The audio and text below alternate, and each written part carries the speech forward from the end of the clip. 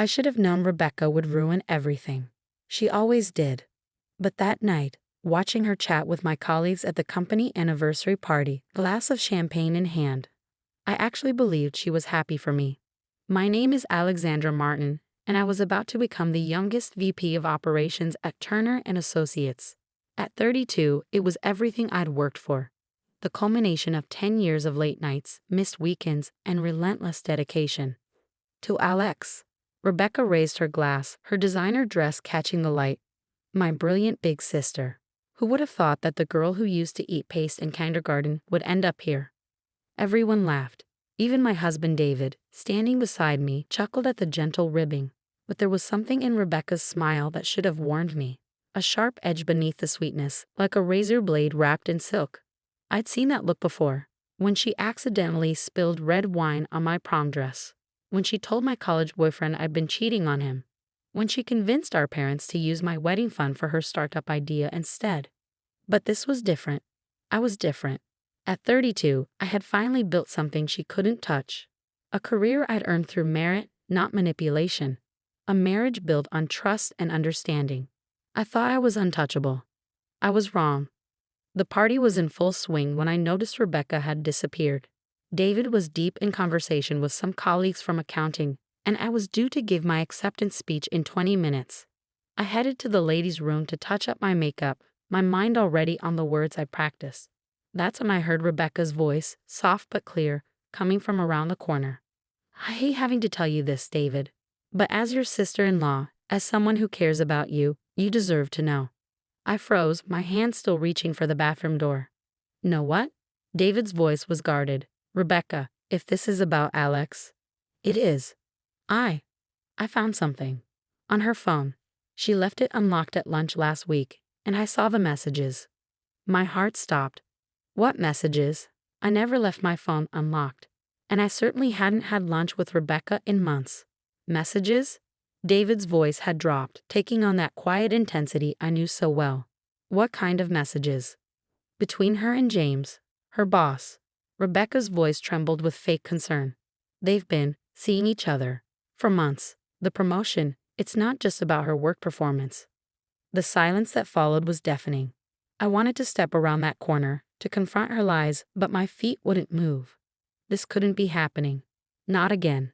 Not now. I have screenshots, Rebecca continued. I sent them to your phone. I'm so sorry, David. I know this must be devastating. I heard footsteps, David's, walking away quickly. Finally, I forced myself to move, to round that corner and face my sister. She was still standing there, phone in hand, that same sweet smile on her face. When she saw me, her eyes widened in mock surprise. Oh, Alex, I was just destroying my life.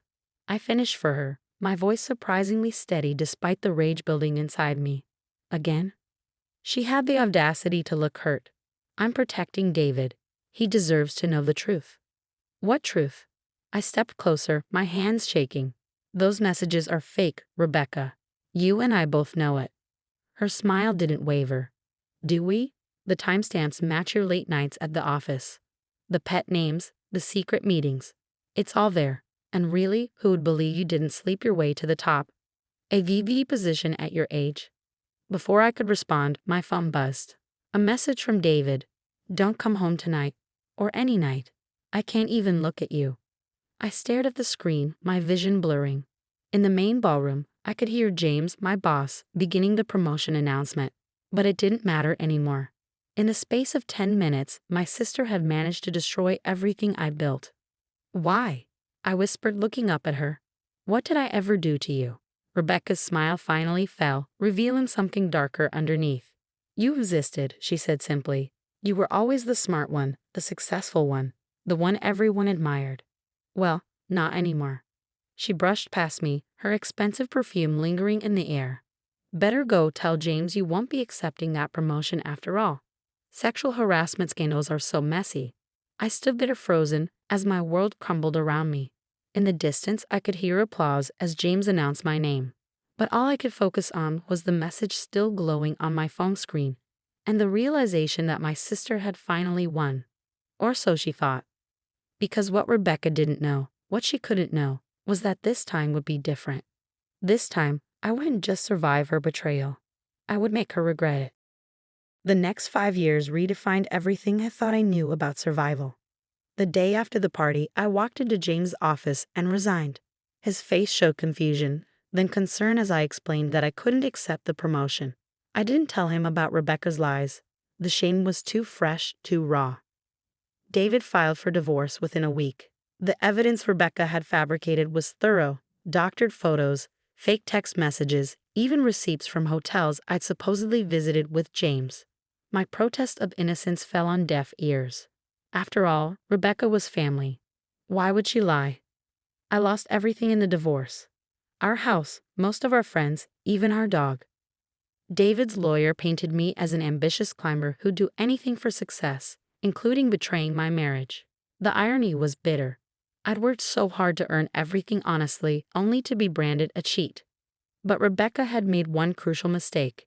In her eagerness to destroy my life, she'd forgotten to consider what I might do with nothing left to lose.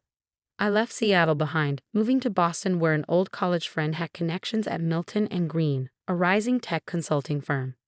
Starting over at 32 wasn't easy, but spite is a powerful motivator. I worked harder than ever, channeling my anger into excellence. This time, I was smarter. I kept detailed records of everything: emails, meetings, project successes. I made allies instead of friends, building a network of people who respected my work rather than my personality. And I watched from afar as Rebecca's life played out on social media. She married David 2 years after my divorce. I wasn't surprised. She'd always wanted what was mine.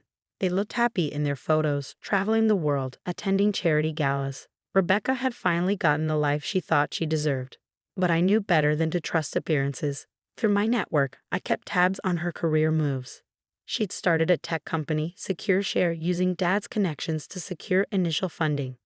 The company promised revolutionary blockchain security solutions, and Rebecca played her part well. The dynamic female founder disrupting a male-dominated industry. I almost admired her audacity. Almost. Then came the email I'd been waiting for, though I hadn't known it until that moment.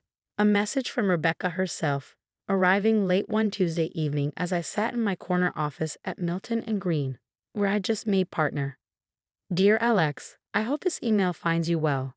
I know we haven't spoken in years and I understand why, but I'm reaching out because I believe we can help each other.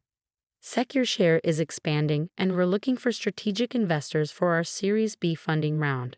Your reputation in the tech consulting world is impressive. I've followed your success from afar and I'm proud of what you've accomplished. We're offering early access to this investment opportunity to a select group of individuals. Given your expertise and our family connection, I wanted to extend this offer personally. The potential returns are substantial.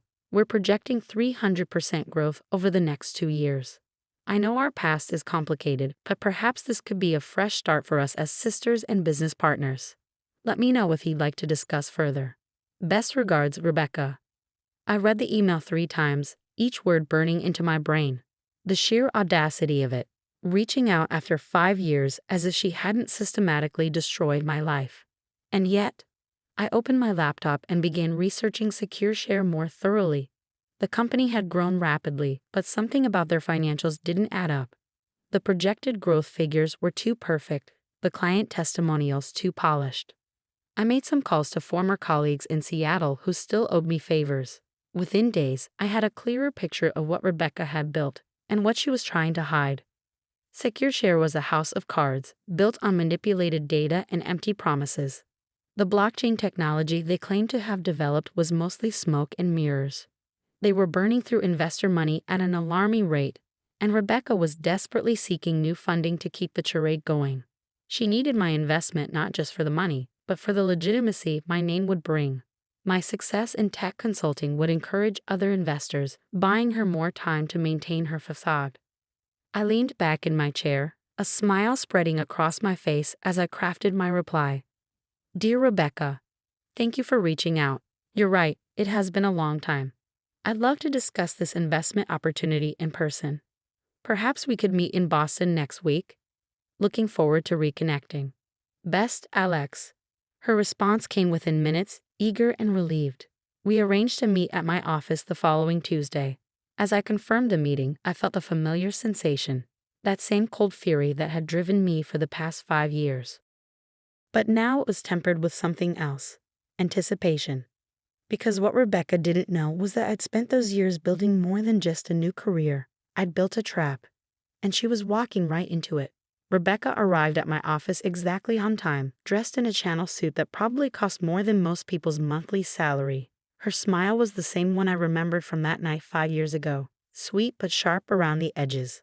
"Alex?" She moved to hug me, but I stepped back, gesturing to the chair across from my desk. Her smile flickered but didn't fade. "You look different. Success suits you." I sat down, studying her. Up close, I could see the cracks in her perfect facade, the slight tremor in her hands, the tension around her eyes. She was desperate, though trying hard not to show it.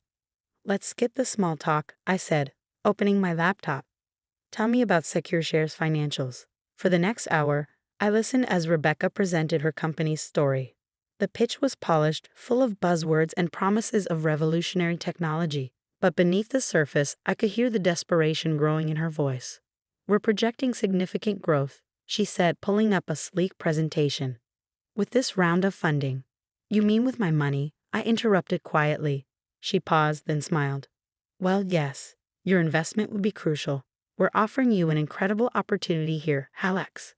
A chance to be part of something revolutionary." I nodded slowly, then turned my laptop around to face her. "Something revolutionary? Like these financial records?" The color drained from her face as she recognized the internal documents displayed on my screen. Documents that showed the truth about SecureShare's hollowed promises and missing funds. "How did you get these?" I finished for her. "I have friends in interesting places, Rebecca. Friends who are very good at finding things people want to hide." "Those documents are confidential," she said, her voice shaking slightly. "You have no right." "Like you had no right to destroy my marriage? My career?" I kept my voice steady, watching her squirm. "The difference is, these documents are real. Unlike those fake messages you showed David 5 years ago." She straightened in her chair, attempting to regain control. "That's ancient history, and you can't prove anything about those messages." "Actually, I can." I opened another file. "See, while you were busy playing startup founder, I had experts analyze those screenshots. They found proof they were doctored. I have signed statements confirming the forgery." "So what?" Her mask finally cracked, showing the anger beneath. "It doesn't matter now. David and I are married. You can't change that." "I don't want to change that," I said quietly. "What I want is for you to understand exactly what you're about to lose." I pressed a button on my desk phone. "Send them in, please." The door opened and 3 people walked in. James Turner, my former boss from Seattle; Sarah Chin, the lead investigator from the SEC; and Michael Harrison, David's business partner. Rebecca's face went ash white. "Ms. Martin," Sarah began formally, "we've been investigating SecureShare for months. The evidence your sister provided confirms our suspicions of fraud, misappropriation of investor funds, and multiple securities violations." "That's ridiculous," Rebecca stammered, but Michael cut her off. "Save it, Rebecca. I've already spoken to David about this. The firm is severing all ties with SecureShare. We can't risk being associated with fraud." James simply stood there, arms crossed, his presence a reminder of the career she tried to destroy. Rebecca turned to me, her composure completely shattered. "You planned this," she whispered. "All of it. The investment meeting, the investigation." "Yes," I said simply. "Just like you planned to destroy my life 5 years ago. The difference is I didn't have to lie. Your own actions did all the work for me." "I'll lose everything," she said, her voice breaking. "The company, my reputation, David. Now you know how it feels." I stood up, gathering my papers. "The SEC has questions for you. I suggest you answer them honestly, for once in your life." As Rebecca was led away for questioning, I sat back down at my desk, feeling strangely empty. The revenge I planned for 5 years was complete, but it brought less satisfaction than I'd expected. Later that evening, as I stood at my office window watching the Boston skyline, my phone buzzed with a text from David. "I just heard about Rebecca. About everything. I'm sorry I didn't believe you back then." I didn't respond. Some bridges, once burned, should stay that way. A week later, the story broke in the business press. SecureShare's collapse was spectacular. taking Rebecca's reputation with it. She faced criminal charges for investor fraud, and David filed for divorce after learning the full extent of her deceptions. I watched it all from a distance, neither celebrating nor mourning.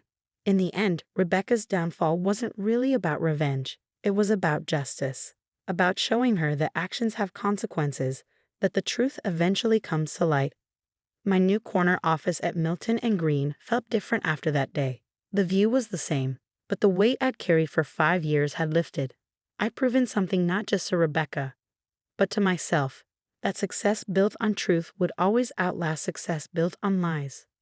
Sometimes at night, I still think about that company party 5 years ago, about the sister who thought she could take everything from me. She never understood that by trying to destroy me, she gave me the strength to rebuild something stronger. In the end, Rebecca's greatest mistake wasn't in betraying me. It was in underestimating what I would become because of that betrayal. The last I heard, she had moved back in with our parents, her dreams of success shattered by her own deceptions.